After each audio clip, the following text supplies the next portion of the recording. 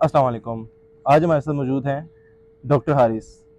He is basically an F C P S, he is doing F C P S ophthalmology. और इसके अलावा ये Quran society जो हमारे इस कॉलेज की भी है और वर्ल्ड कुरान सोसाइटी है, उसके क्लास कोऑर्डिनेटर हैं। आज हम इनसे कुछ सवालात पूछते हैं। आप थोड़ा सा इंट्रोडक्शन देना चाहेंगे कुरान सोसाइटी के बारे में?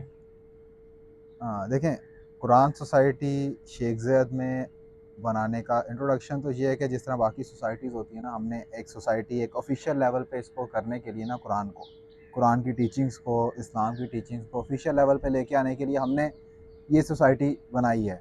और इसका पर्पज़ मेन यही है कि हर बंदे के पास कुरान होना चाहिए। हर बंदे को कुरान इस तरह पढ़ना चाहिए जिस तरह वो कोर्स की किताबों को पढ़ता है। जिस तरह हम लोगों को पता है ना कि यार हम लोग एनाटमी हमने अगर पास करनी है ना, तो उसके लिए हमने बी डी चौरासिया पढ़नी है, या फिर स्नेल पढ़नी है, या फिर ये है कि हमने के एल एम पढ़नी है। तो वट एवर बुक हमने पढ़ना है, हमें पता होना चाहिए कि एनाटमी क्या होती है।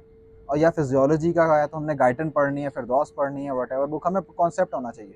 सिमिलरली ये है कि हमारा मतलब जो अहादीस में कॉन्सेप्ट है वो यही है कि अगर आपने आखिरत के एग्ज़ाम में पास होना है ना, तो उसके लिए जो चीज़ रिक्वायर्ड है ना, वो ये है कि आपको कुरान का पता होना चाहिए। और इसकी जो रीज़न है, इसका रेफरेंस जो मैं देना चाह रहा हूँ वो ये है कि नबी सल्लल्लाहु अलैहि वसल्लम ने बताया कि कब्र में एक जो शख्स जाता है उससे सवालात किए जाते हैं। और वो क्या सवालात हैं? 4 सवाल अहादीस में आए हैं। और इसका जो रेफरेंस है सुनन अबू दाऊद की 4753 नंबर हदीस है। इसमें नबी सल्लल्लाहु अलैहि वसल्लम ने बताया है कि जब भी कोई मुर्दा कब्र में जाता है ना, तो उसके बाद फरिश्ते आते हैं और उससे सवालात किए जाते हैं। अगर वो नेक बंदा होता है ना, तो जब सबसे पहला उससे सवाल किया था कि तेरा रब कौन है, तो वो कहता है कि मेरा रब अल्लाह है। उसके बाद उससे अगला सवाल किया जाता है कि तेरा नबी कौन है, या फिर उस शख्स के बारे में तेरा क्या अकीदा है। तो वो कहता है कि वो मोहम्मद सल्लल्लाहु अलैहि वसल्लम है, वो अल्लाह ताला के रसूल हैं।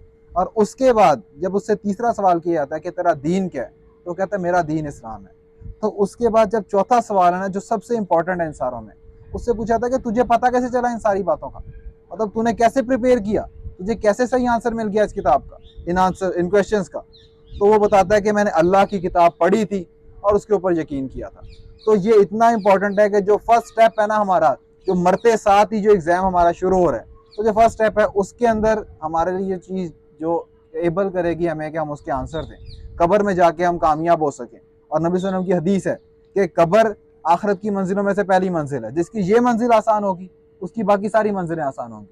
तो ये जो बात है, ये मतलब जो कब्र के अंदर सक्सीड होना, कब्र के अंदर सक्सेसफुल होने के लिए जो कोर्स हमें दिया गया है वो कुरान है, तो अल्लाह ताला की किताब है। तो इसका मेन पर्पज़ ये है।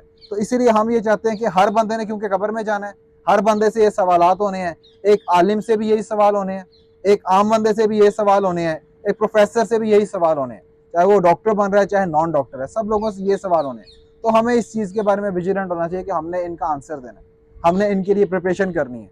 तो ये हमारा मेन पर्पज़ था कुरान सोसाइटी बनाने का, ताकि हर बंदा इंट्रोड्यूस हो कुरान से और हर बंदा अपनी कब्र की तैयारी करे।